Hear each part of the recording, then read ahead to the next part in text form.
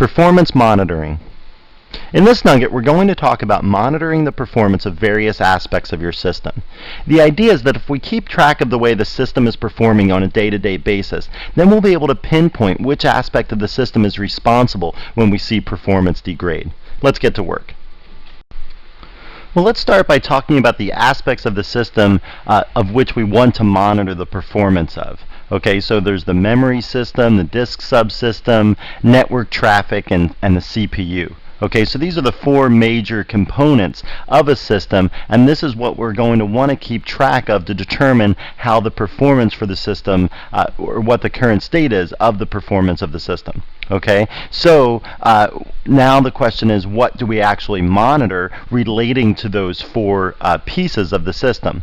Well, we want to monitor the overall performance of the system. Okay, now this is kind of a nebulous concept. We'll talk about what this means when we go out to the Linux screen and start looking at some stuff, but basically what this is kind of like the load average, and you'll see there's some statistics and some commands that we can look at that will give us an idea of the overall performance of the system. Okay, we want to look at the processes that are active on the system. A lot of times if there's a performance degradation, then there's some process consuming an inordinate amount of resources. Either the process is out of control or the process is functioning correctly, but it is just a very intensive process. Okay, so we want to monitor the active processes on the system to determine where that performance problem is coming from. We want to look at the memory usage of the system. A process that is going out of control might be consuming a lot of memory, and that would cause other processes on the system to not perform as well.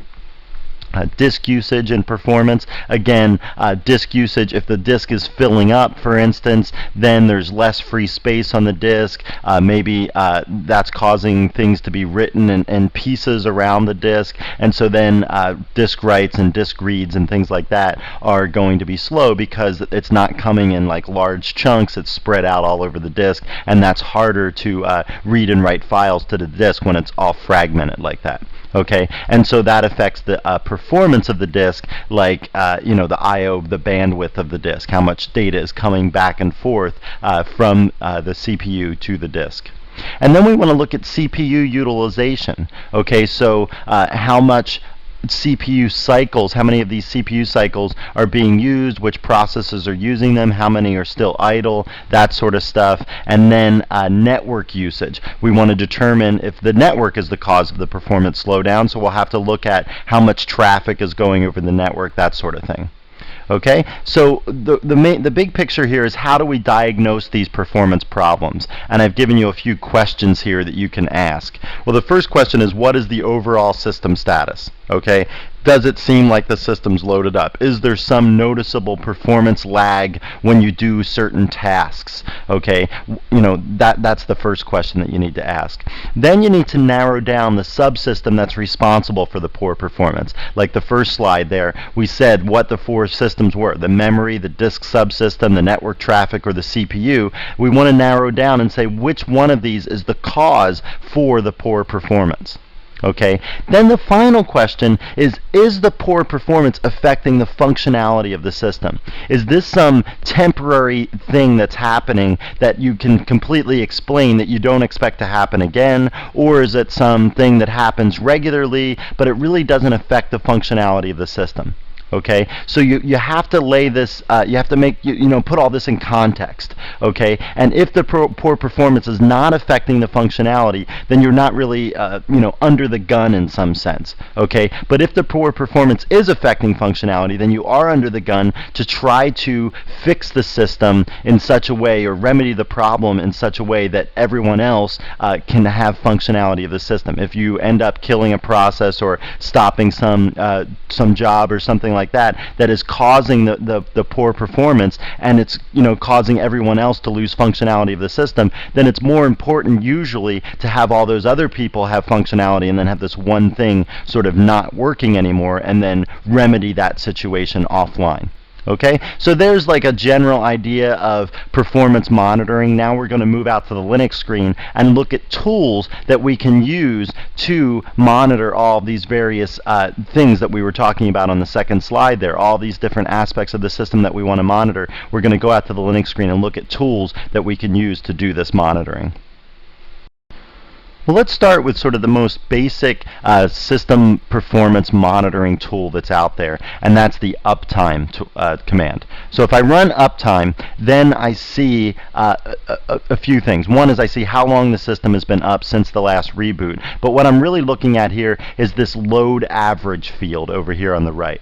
Okay, so you can see here that the load average has three numbers, 3.20, 3.08, and 2.55. Okay, what these three numbers represent, the first one represents the load average in the last 1 minute. This represents the load average in the last 5 minutes, and this represents the load average in the last 15 minutes. So just by looking at these numbers, what's happening to the load on the system? Is it increasing? Is it decreasing? Has it peaked and now it's going back down? Well, it looks like it's increasing steadily. Okay, in the last 15 minutes, the 15-minute window, the load average was 2.5 roughly. In the last 5 minutes, it was roughly like 3, and now it's up to like 3.2.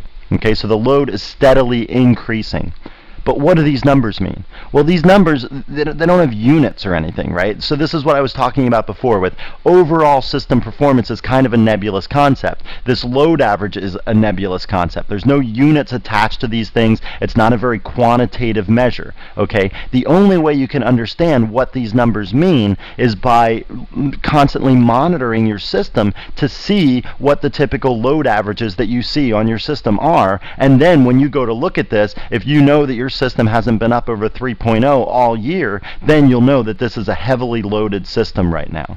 Okay, and now whether the performance is degrading or not, that's another issue, right? If the performance starts degrading, if the performance is degrading right now, and you haven't seen a load over 3.0 all year, then this is telling you, okay, you know, it's verifying the fact that your performance is suffering because of the load on your system. Now, where is this coming from? Why is this happening? This is all stuff that we still have to determine. This is just a general, you know, like a pulse of your system, and this is telling you that something's up. Okay, but you know, these numbers, like I said, and let me just stress this, that these numbers alone do not mean anything. One particular system could easily handle a load average of 3.2, while some other system might be suffering when it's at a load average of 3.2. It depends on, you know, the processor, depends on the brand of processor, the speed of processor. All these things will affect what kinds of load average the particular processor can handle. Okay, so that being said, you know, like I said, you just have to keep track of this, either look at it regularly, write a little script that pulls these numbers out and then, you know, writes them to a file and then averages them all up at the end of the day, and, you know, do that for a month or something. And then you'll see what a typical load average is on your system. Okay, so that's the uptime command. Now let's look at the top command. Well, we ran the top command back in the introductory videos. I just want to run it again right here real quick, just to refresh your memory as to what it was. Okay, top is this program that updates the screen sort of dynamically here based on the most current information about how much processes, how many resources processes in the system are consuming. Okay, so let's just look at the various columns in this chart. Okay, so the leftmost column here is the process identification number. The next column is the user that or the owner of that particular process. If we jump out here, this is the percentage of CPU time that the processes are using, and this is the percentage of the memory, the RAM in our system that the processes are using. And then the command over here is the actual command that's being run by that process. Okay, so what we can learn from this is what processes on the system are consuming the most CPU time, the most memory, that sort of stuff. And if you can see here, if you watch this, you know, here's this process by Annie. It's consuming 8.7% of the CPU, okay, and now it's jumped down to line 2 because some other process is consuming more. Now that process by Annie is consuming 8.9% of the CPU, and again, when it updates, it's down to 8.7. There's this process by Charles consuming 1.3% of the CPU, and now you can see it jumped up to 7.3. Okay, so it's this dynamic updating, right? And it's just like the most, like I said, the most current sort of snapshot of the system, right? Because inside the processor, these processes are, you know, being exchanged in and out of the actual CPU hundreds of times a second, if not more. Okay, and so you know, they're not getting large slices of the CPU at any one chunk, but this is just reflecting like the overall interval over the last 2 seconds, what percentage of the CPU time was used by that particular process. Okay, and if you want a more detailed discussion of the top command, go back to the introductory videos because we talked about all the various fields in here. We talked about all these numbers up here and what they mean. We talked about different options that you can use with the top command, or you can go through the info pages carefully and you can learn all that stuff there as well. Okay, so that's the top command. I'm just going to quit out of here with a Q, and then I'm going to show you another system monitoring tool that's like a graphical based system monitoring tool, and this is called the GNOME System Monitor.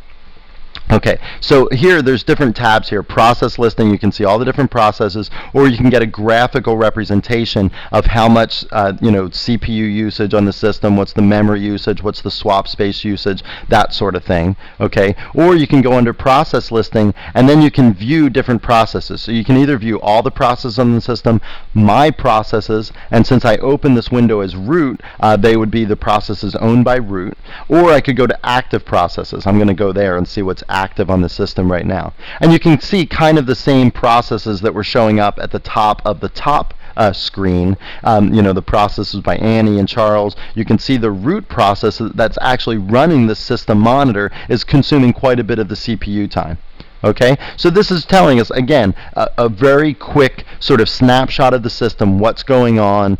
Some people like, these graphs to give them an idea if these things are peaking up and down. It gives them a pictorial representation of what's going on the system. Okay, so this is just another tool that you can use to monitor activity on the system. Always be careful when you're monitoring activity on the system that you, by monitoring it, are not, putting a burden on the CPU. Okay, and you can see this GNOME System Monitor, like I said, is consuming quite a bit of memory, like 9 megabytes of memory. It's consuming, like 10% of the CPU time. So it's not really impacting the performance of the system. If the system was really loaded up, though, okay, just completely loaded up, and then I add some monitoring to it, then it's just going to, cause more problems. Okay, so you have to be careful when you monitor the system that you're not actually impacting the performance yourself by monitoring it. All right, so the way that you get into this system monitor is you just type gnome-system-monitor at the command line and you can get in there. Now we're going to go ahead and look at another command called free. The free command displays memory usage on the system. Okay, so the first line here, we're talking about physical memory. All right, so here's the total amount of RAM in our system, and then this is the amount of RAM that's being used, and this is the amount that's free. Now notice that these two numbers, when you add them together, add up to this number over here on the left. Okay, so it's telling you, exactly how much of the memory is being used, and you can see right now a large percentage of our memory is being used because I've got some processes running out here just to consume memory, so that this discussion on performance monitoring is more interesting. Okay, now the next line down here has to do with how much memory is being used by the system, okay, by system buffers and things like that. Okay, and again, these two numbers here add up to this total up here, 255,408. So this is telling us that 72,000 some odd kilobytes out of 245,000 kilobytes are being used by system processes, okay, instead of user processes. All right, so if you want to determine how much memory the users are using up, then you have to subtract this 72,000 from the 245,000, and you'll get even more information from this particular screen.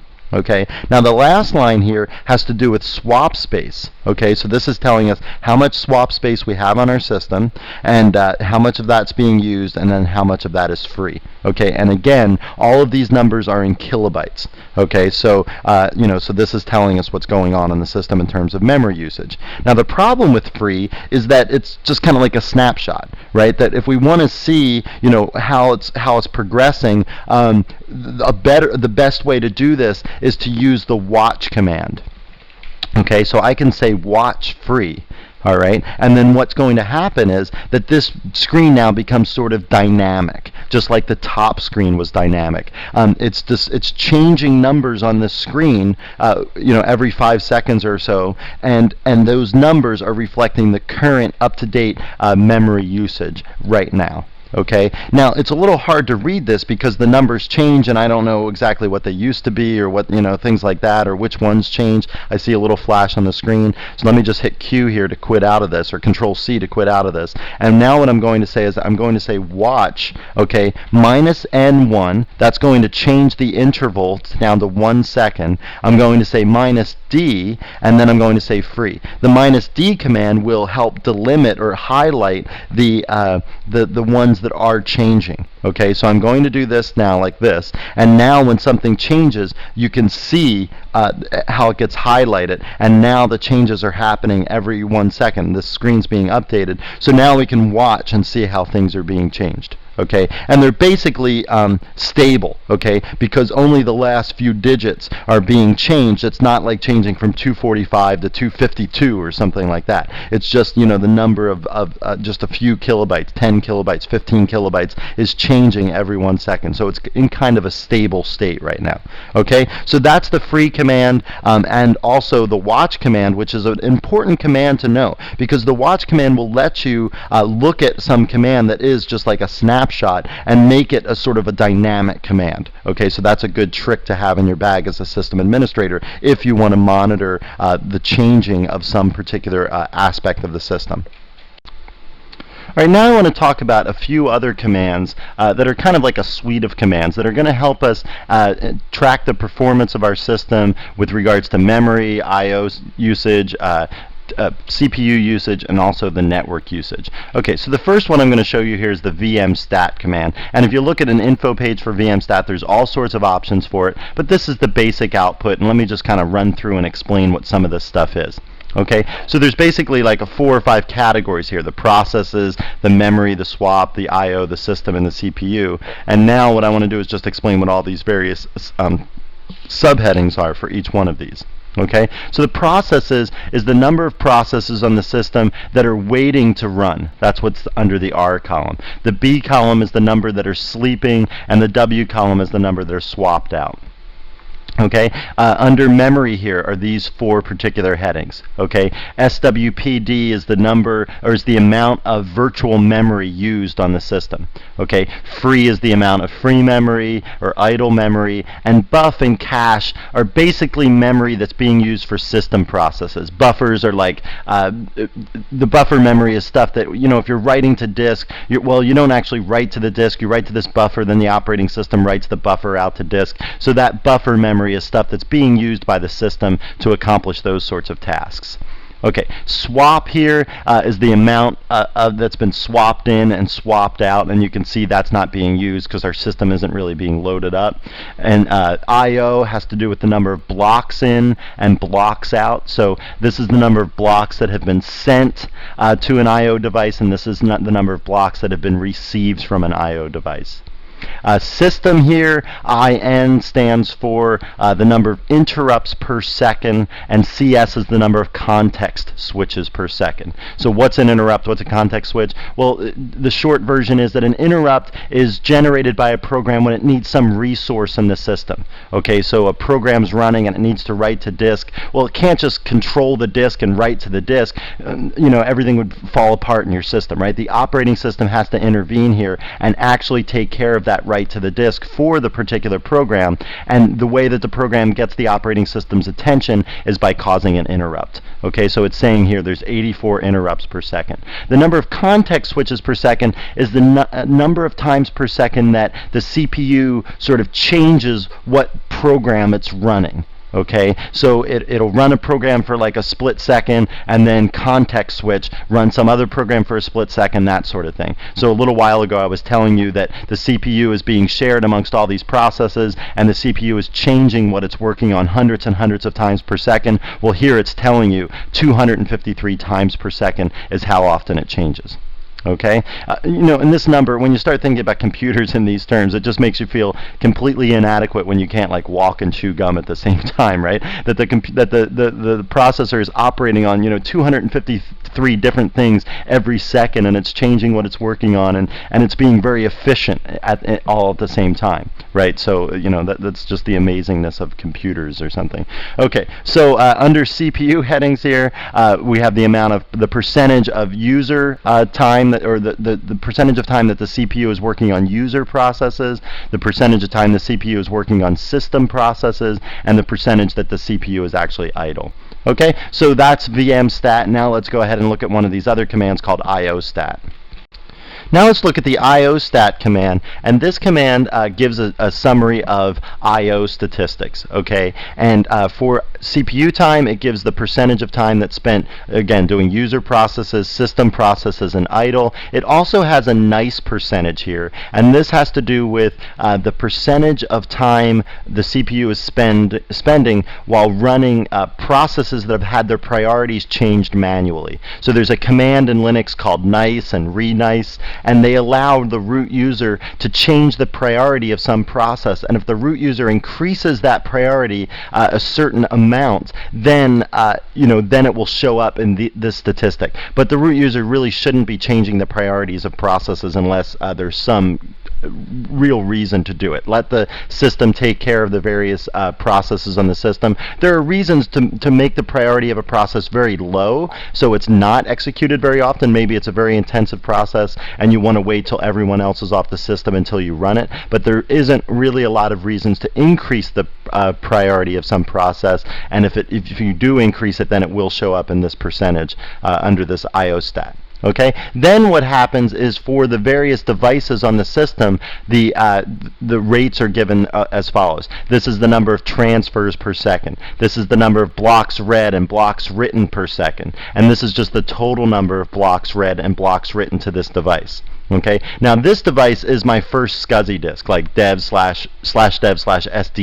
Okay, this one has to do with like my CD or something like that. Okay, so this is kind of cryptic, I know, but what you can do is if you want more statistics on a particular device, what you can do is you can say iostat minus X and then say something like /dev/SDA, or you could even give a particular partition here to get information. Now I'll hit enter here, but the statistics are actually longer than the page, and the kinds of things that are on here are pretty detailed, and I don't want to get into all of those, but it has to do with the same kinds of stuff that's up here in terms of the reads and writes per second and things like that. But like I said, it's very detailed, and I don't want to get into all of that right now. But the iostat is a command where you can learn about that. Go check out the man page to learn what all the various output fields are in this command.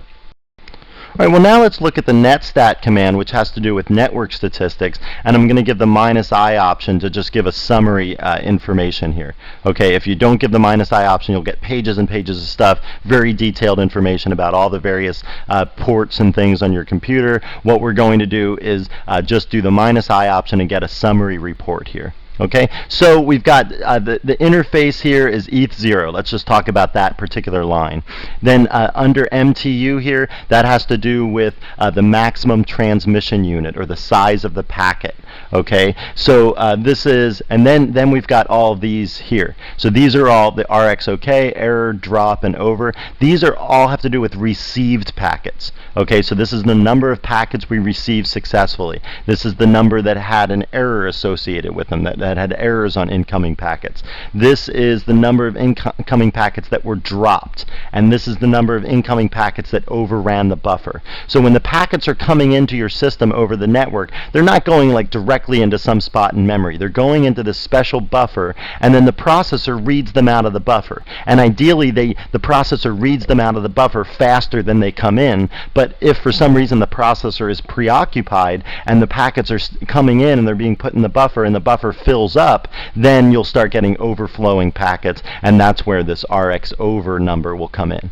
Okay, now these here, the TXOK, TX error, are for transmitting or outgoing packets. So this is the number we transmitted successfully. This is the number of errors on outbound packets. This is the number of outbound packets that were dropped, and this is the number of outbound packets that overflowed the buffer. So you can see there's kind of a skewing here. Again, just the text here of the way the text lines up. But so all of these zeros relate to these three categories here. Okay, so what you can do by looking at the netstat command, if you see numbers here other than zeros, then you're starting to have some sort of a problem with your network interface. Either there's some sort of, there's just some issue there, whether the buffers aren't big enough, or whether the processor is preoccupied and things start going wrong, whether there's some flaw in a cable that's causing errors to show up on packets, that sort of stuff. And so ideally these numbers would all be zero in the perfect world. If they're not zero, then that's going to clue you in as to where to start looking for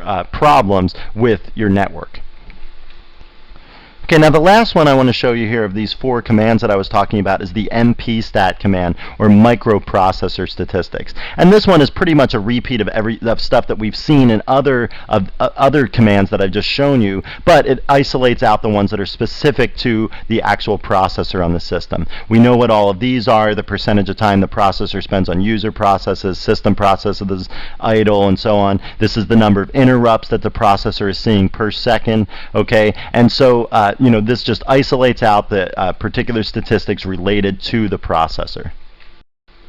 Now the last thing I want to talk about in this nugget before we wrap up is the SysStat suite of resource monitoring tools. So you can see here the address at redhat.com. It's in the manuals for Red Hat 8. And basically the SysStat suite of resource monitoring tools lets you do the same kinds of things that we've talked about already. And you can see it mentions IOStat and MPStat and so on. Okay?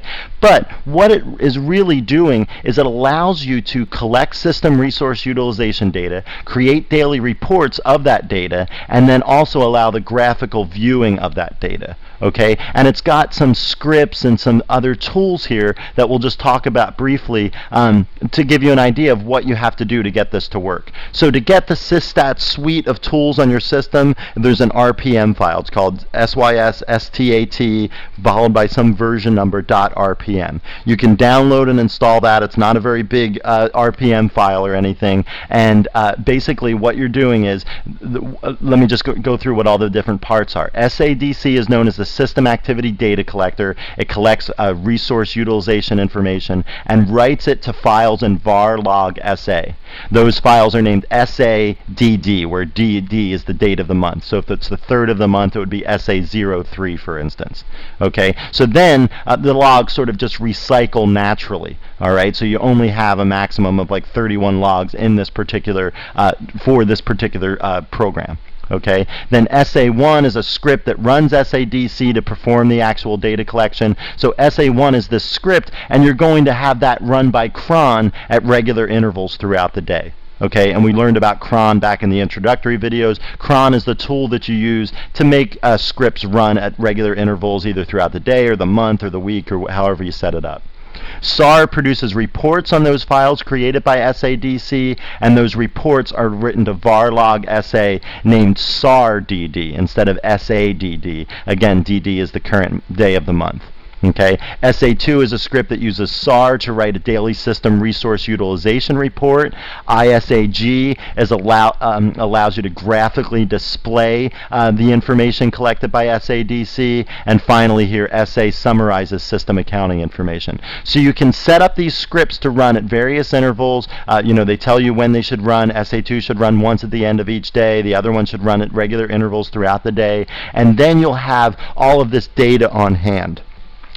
What this SysStat suite does for us is it allows us to collect information, and store it in log files, and then when things happen that are odd, then various spikes will show up on these graphical displays and so on. That's the problem with all these snapshot tools that I was showing you. It shows you a valid snapshot of what the system is like right now in terms of performance, but unless you have something to compare that to, it's meaningless, right? It just doesn't tell you anything. And so you need something to compare it to, and that's what these tools do for you, in the sense that they're gathering information constantly at regular intervals throughout the day, at every day of the week. And then when you look at things, you'll be able to draw a more educated guess as to what's going on in your system. If I tell you that the load is 3.1 or something, that doesn't help you unless you know what the load has been for days and days previous to this. If I tell you this is the number of interrupts that are happening in the processor,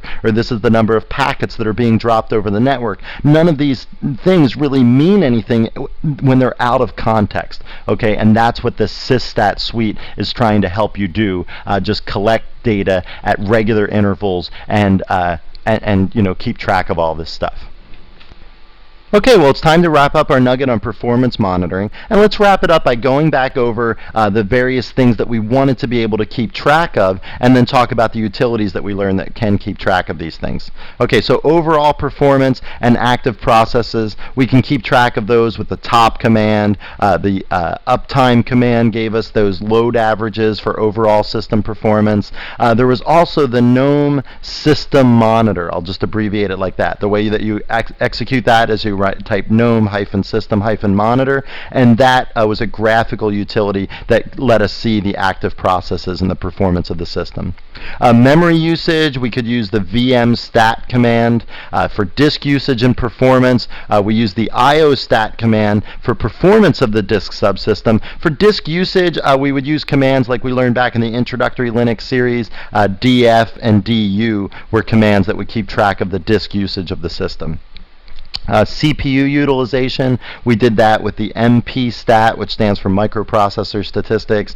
For network usage, we would use the netstat command. Okay, and then don't forget about that suite of utilities that I mentioned at the end, which is SysStat. And anybody that's serious about keeping their system running at the highest performance possible and keeping track of how the system is running under various stresses and strains of day-to-day activities should be running SysStat and follow the advice in the manuals to run the cron jobs at the right times, and then you will have the ability to see the performance of your system in graphical output and have reports done on a daily basis. Well, I hope you found this nugget informative, and thanks for watching.